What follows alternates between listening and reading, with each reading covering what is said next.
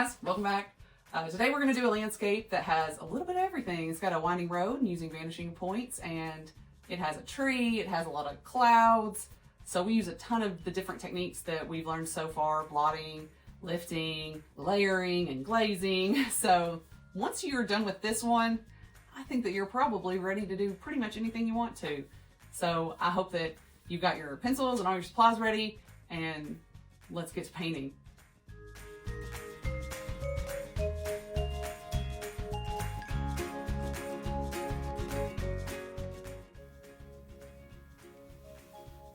Okay, when you have your blank sheet of paper, go ahead and divide it into thirds both ways. It's going to look like a tic-tac-toe board. This gives you your sweet spots, is what I call them. That's where you want your focal points to land. Then we start our road there and our little hill. So that's about what you need to anchor this drawing. I don't think you'll need much more. As long as you have that little road drawn and maybe a little sloping hills in the background, I'd say that's all you need for drawing. What I did first is I mixed up a little bit of blue for my sky. I'm going to just do a graded wash.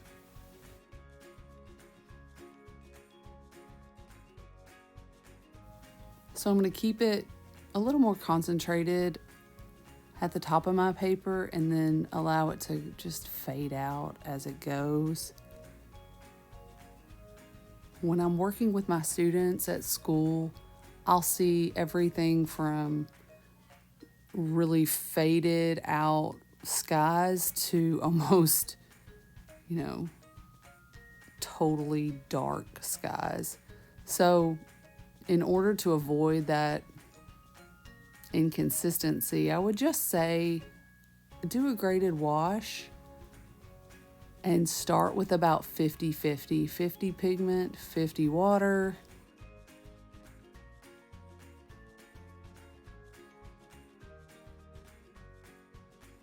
That should give you a nice translucent start to your sky. That way you can still, at the end, lift up some of the pigment and create some cloud shapes.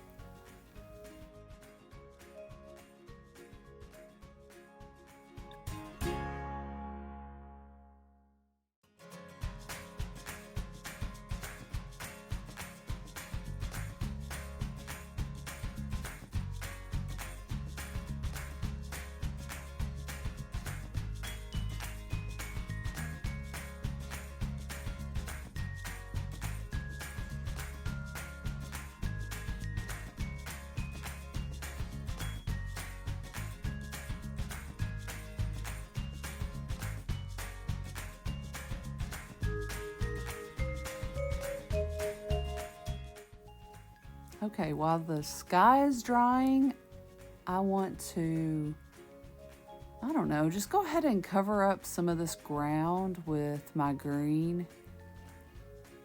I don't want to touch the sky because I know that some of it's still wet and I don't want to have too much bleeding into my grass and sky. So I'm going to try to keep a little bit of a gap between the sky and the grass. Notice how I'm going to turn my brush sideways when I get to the top of what's going to be that tall grass. So I'm just going to almost take little nibbles, little bites out of it with my brush and just use it sideways, but give it a good vertical line that's skinny enough to fit in between those blades. All the pigments that I'm using right now are pretty watered down. I'm using close to a 50-50 mix again. I want it to be light enough so that I can still layer with a lot more saturated color later, because I'm going to put a little tree over there on the right and I don't want it to be too dark that I can't cover it up. I'm going to add these little foothills. Just using this flat brush since I had green on it already. Trying not to waste too much paint, switching brushes.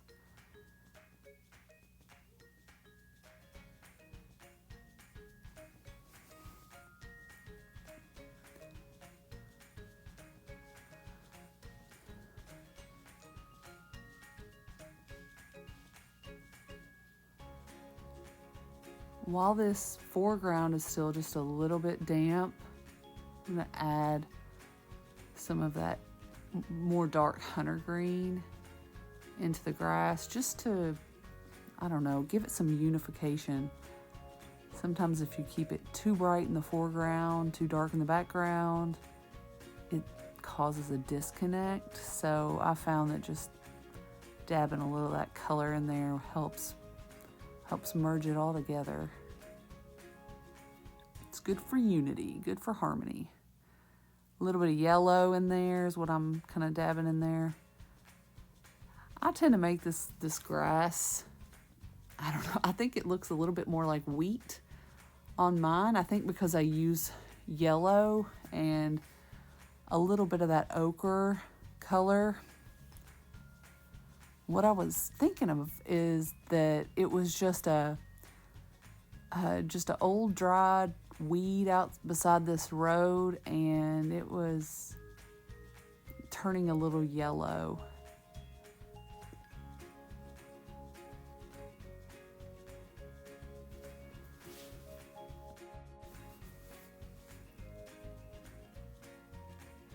I'm gonna mix up this color for the road. I already had some indigo in my palette. I'm trying not to waste paint, so I'm just gonna add a little black to it and leave that indigo in there. It won't hurt that road to have a little bit of blue in it.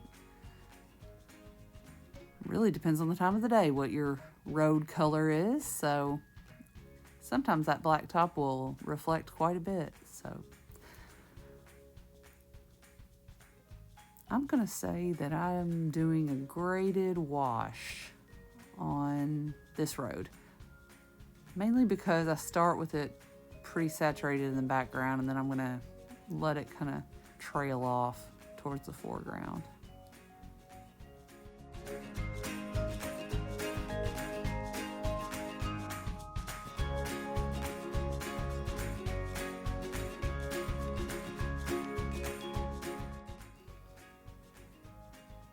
Well, now you got to decide what shape your tree is going to be. I'm going to make mine pretty standard.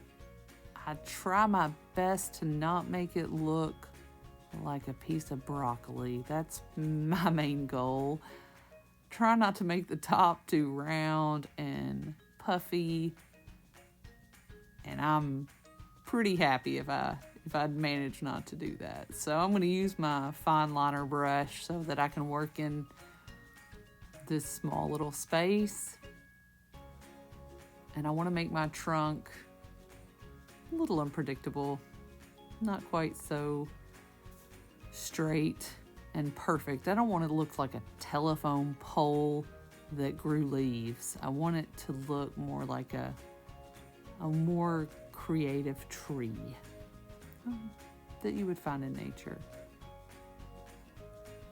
Now remember, I gotta cover up the background, so we have to make a watercolor solution that's going to do that.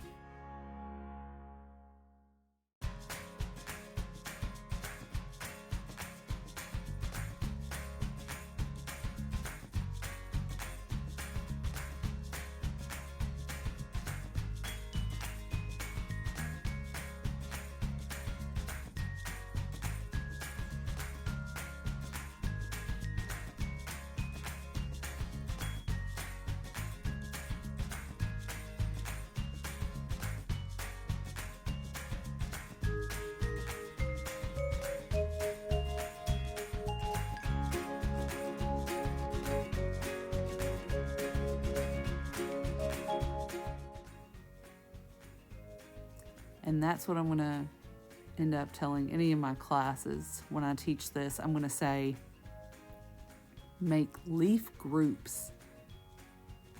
Don't make a giant ball of leaves. that just is always the temptation. They just want to make it look like a green ball on a stick. I think it's just because we start out drawing in elementary school, and then a lot of my students will just they just stop drawing. They get into sports or other things. And then when they pick up the brush again in high school, that's where they left off. That's how they used to make trees. So now we have to bring a sophistication to it that is age appropriate for high schoolers and adults. And we as adults have noticed things about trees that we didn't notice when we were 9. And that's what we need to know. Is how do these trees really look? They're not as symmetrical as we remember them, or that we can observe things now that we didn't observe then. So notice I'm not making mine perfect. I'm leaving little gaps between these leaf groups so that we can see through that tree and see some of the sky behind it. So it's purposeful to do all of that background first, because we know we're gonna see through the leaves. Even if it's a little peak, we still see it.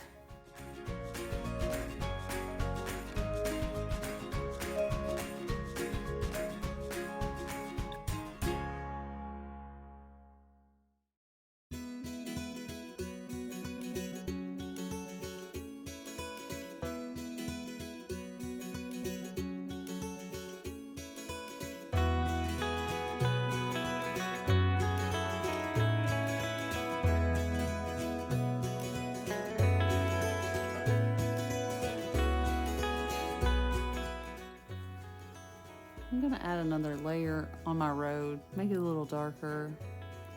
I think this curve is too severe also. I'm just gonna correct that. I think I'm just gonna open this road up. It comes straight at you as the viewer. I love how forgiving watercolors are. You can just kind of rub the surface and erase it. And once my students figure that out, it's liberating. Once they know you can erase it. I'm just gonna darken these back hills while I'm at it. I just want to deepen some of those shadows. I know it's hard to tell what I'm doing right there. I'm barely even making contact with the paper. Just barely touching it.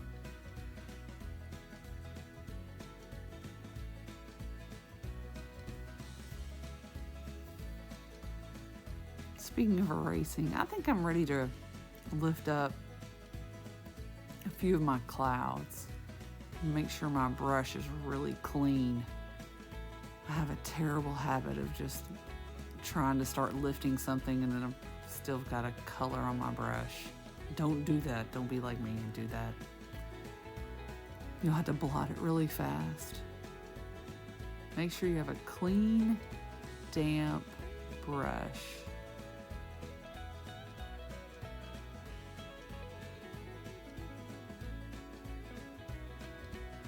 So I like using more of a flat brush when I'm doing lifting, but have a paper towel really handy, just like I do right here, because I am going to wipe off paint. A lot of times I'll describe it like I'm sweeping. Okay, we're, sweeping the pigment. It has to go somewhere. It does collect. So you can push your pigment upwards like I'm doing, or you can kind of spin your painting around the other direction and push it towards the land. Then it'll create a shadow under the cloud instead of putting an edge on top of the cloud. So I'm just gonna dab some of that off. Me pressing on my painting is making my camera wiggle, sorry. But it already looks like clouds. Oh, that's so fun. I love this. I just think it's so neat to be able to pull those clouds back out.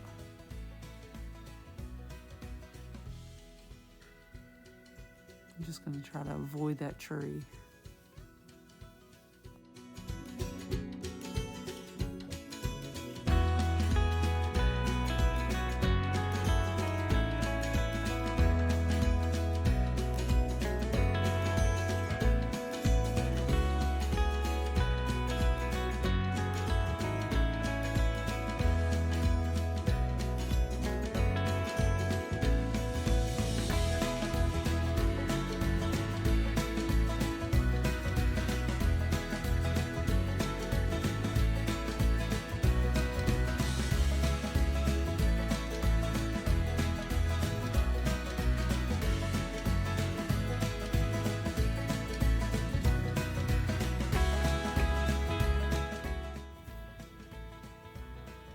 Okay, I got back into my indigo, my cloud sky color. Once my blotted clouds or lifted clouds were dried up, I can just go back and add a little more definition on them, put some contrast against them. If you started out your graded wash with a darker sky, maybe a more concentrated pigment, then you may not need to do this step. I just felt like they weren't standing out very much on mine. So if I put a little darker blue around them, really subtly, not outlining them, but just really subtly, then I think it helps all of our lifting work show up. And it wasn't showing up very well at first.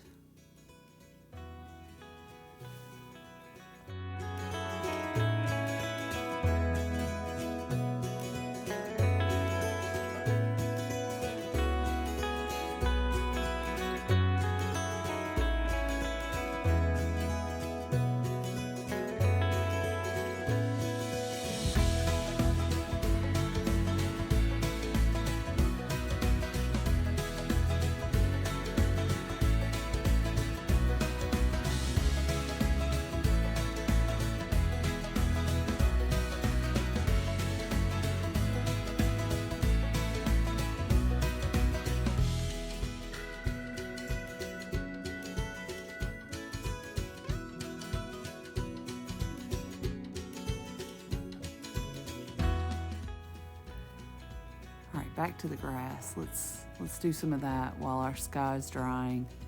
With watercolor, you just have to bounce around the painting and paint where you can.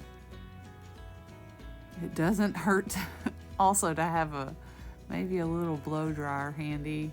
You could also do that if you wanted to speed it up. As long as I have a big enough painting, I can just move from one area to another. I'm just gonna flick some kind of ochre grass in here, this kind of dead grass beside the road. I start at the base and just kind of lift my brush up. It's kind of a swishing motion. That way I get that taper at the end of the blade of grass or the weed, whatever it is, on the side of the road. It's gotten tall. Just kind of lift it up. Put a little bit in the background. Everything shrinks as it goes to the background though, so you can't make big tall pieces of grass back there. That's where our vanishing point is. So our road gets constricted, gets smaller. So does all of our blades of grass. The illusion of getting smaller. They don't really get smaller, but we have to create that depth on our picture plane.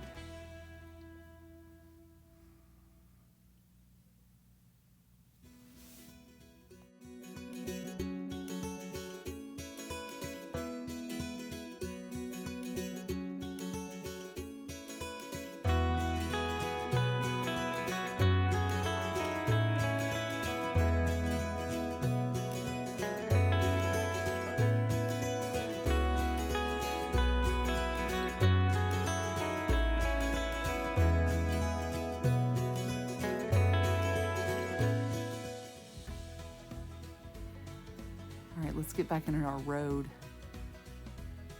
I I feel like this tree needs to cast a shadow also, so I'm gonna darken the road. Just want it to look a little bit more dark on the edges. Maybe that grass is casting a shadow, just barely. No, I just feel like it needed a little definition.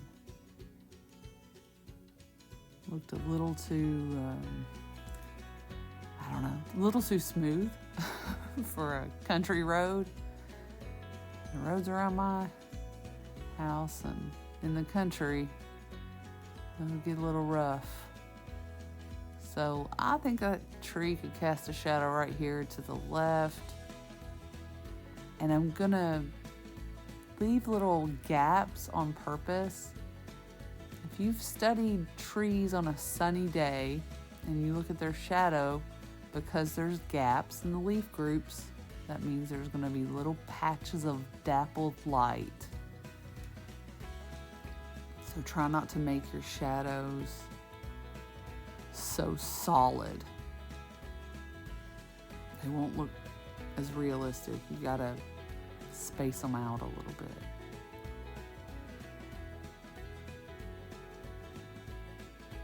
I think I'm just gonna darken that trunk too while I'm at it. If that's the dark side of the tree, I wanna make this trunk a little bit darker. Like the leaves are casting a shadow on it. And I don't wanna do it when the trunk is wet because I don't wanna have any bleeding. So this is all wet on dry. I'm gonna put some little branches that peek through here and there on this tree with my fine liner. In a study this small, they may not even really register, but I think it's worth doing. If anything, to give me practice with branches and trees.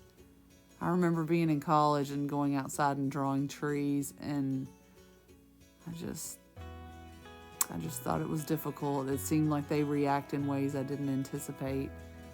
So it takes a lot of study for me to seem to record them naturally. So just trying to get some little branches sticking out. Maybe in that spot where I didn't have as many leaf groupings, maybe that's just a little dead spot in the tree.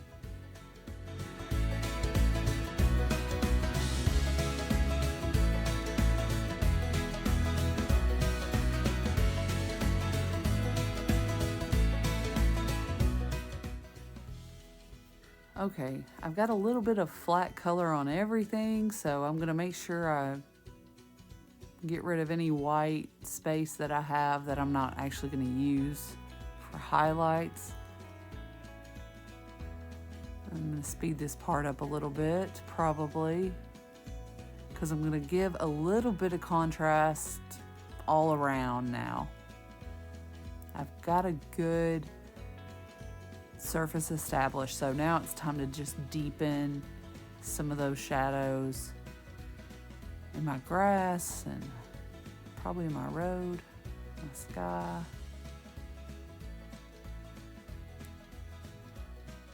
I'll make it a little darker. Ah man, it's kind of glaring, but it'll dry pretty soon and you'll be able to see that a little more definition there. Just a touch.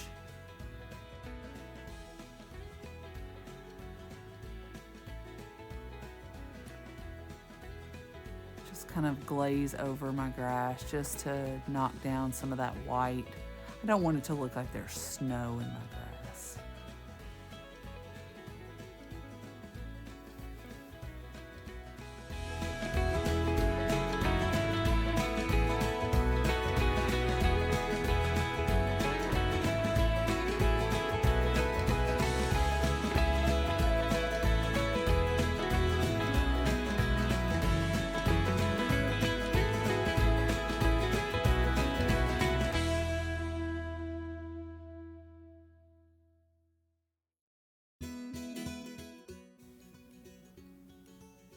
I think I want to just define this road a little bit more, give it a little bit more detail as it gets closer to the viewer.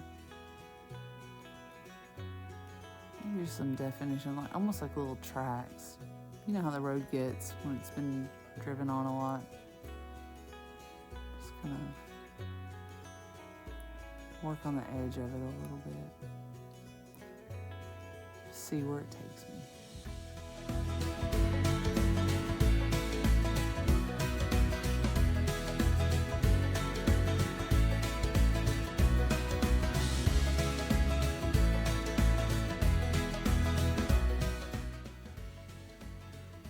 Alright, I'm going to do some more on the shadow of this tree. See that it gets a little bit underneath the canopy. And maybe into this grass on this other side. Just kind of, I don't know, just connect it. While I have this dark green, I'm going to shade some of my leaf groups too. Just put a little shadow under those. Ooh, it's getting sunny.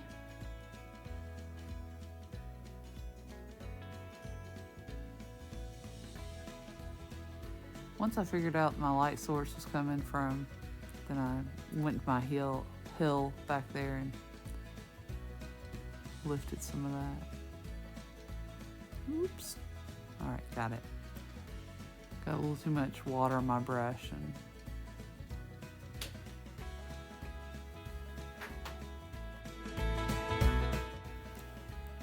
okay, it's time for some gouache. Ew. Make sure you don't use the first little drop that comes out. Ugh. Alright, get you some good stuff that comes out of there. I think I just hadn't used it in a while. It's settled. All that kind of greasy stuff on the top came out. So this is a gouache. It's like an opaque watercolor. So I'm going to use it on the tops of my clouds where I want to push the highlight even stronger. You may get a highlight on your clouds that is pristine. Maybe you just avoid them altogether. As you do a graded wash, you just kind of skip around them. I just want mine a little brighter, so I'm going to get some white gouache and just dab it on the very tops of my clouds to give it a little pop of contrast. You can only rub your paper so much before it starts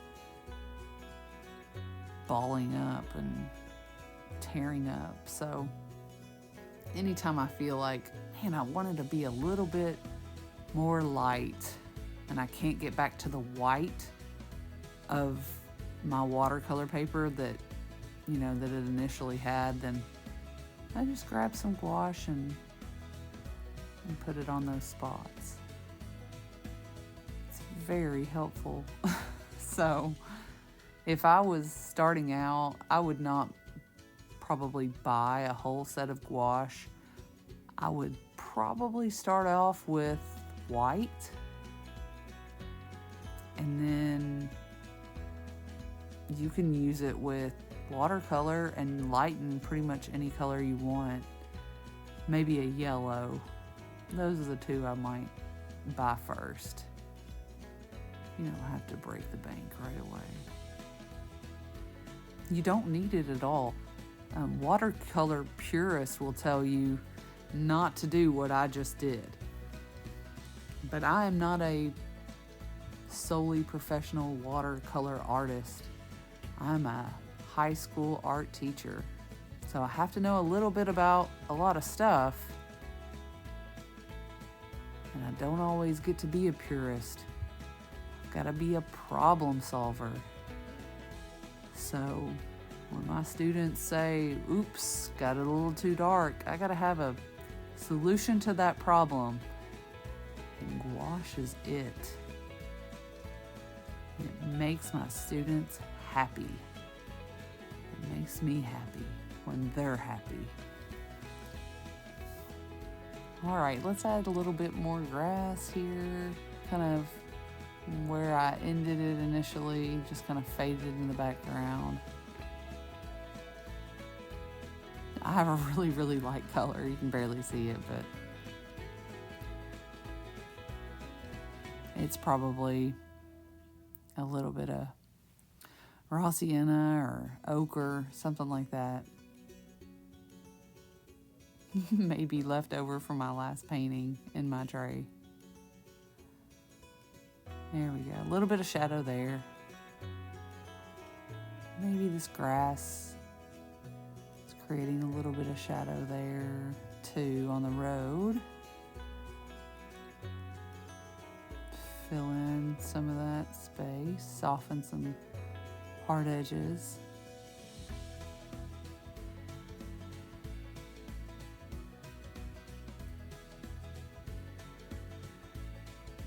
Make a little bit more impact of the grass on that side, that little hill.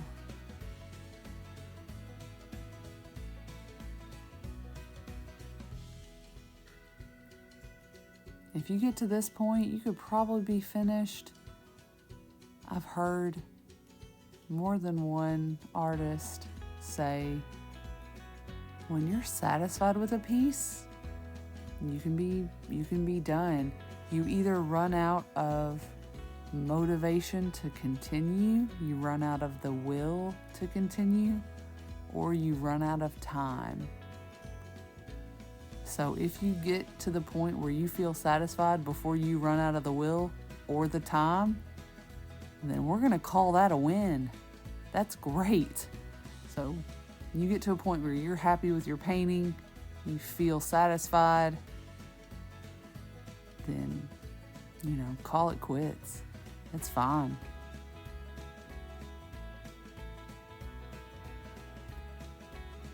I tend to work and rework some of my stuff, especially when I'm not feeling as confident.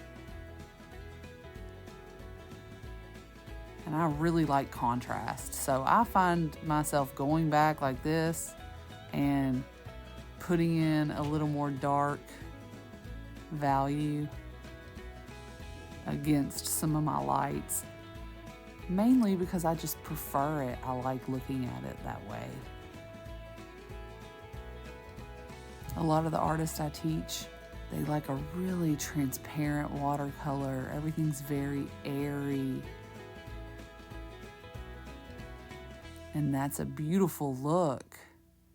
That's just not typically how I work. Everybody has their natural tendencies.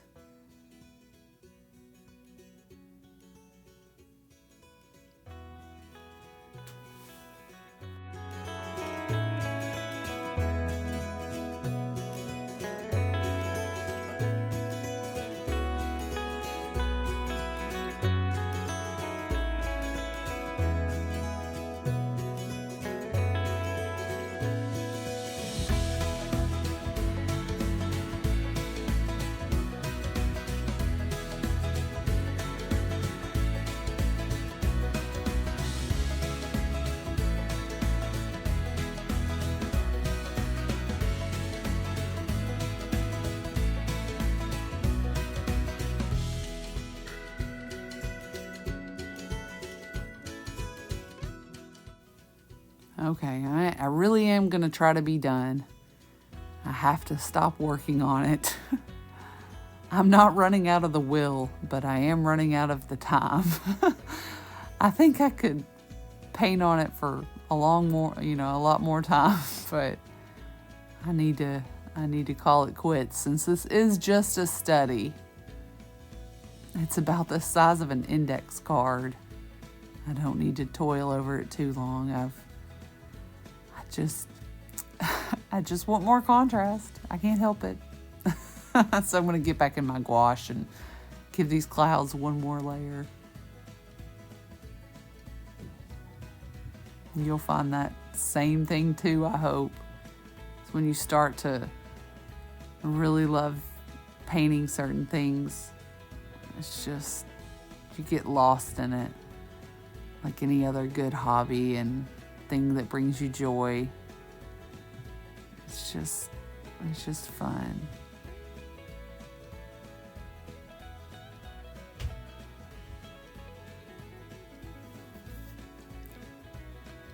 I just want to make that fade in the background, like maybe some wispy clouds in the background. I'm using this round brush, but I think I think my flat brush would have done well too.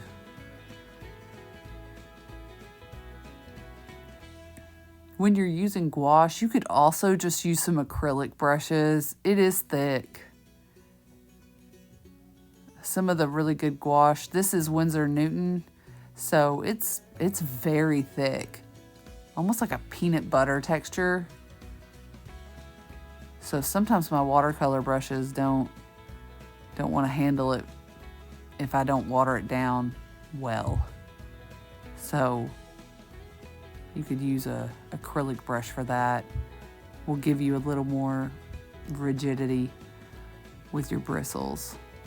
But I am using a little bit of water now, kind of watering it down.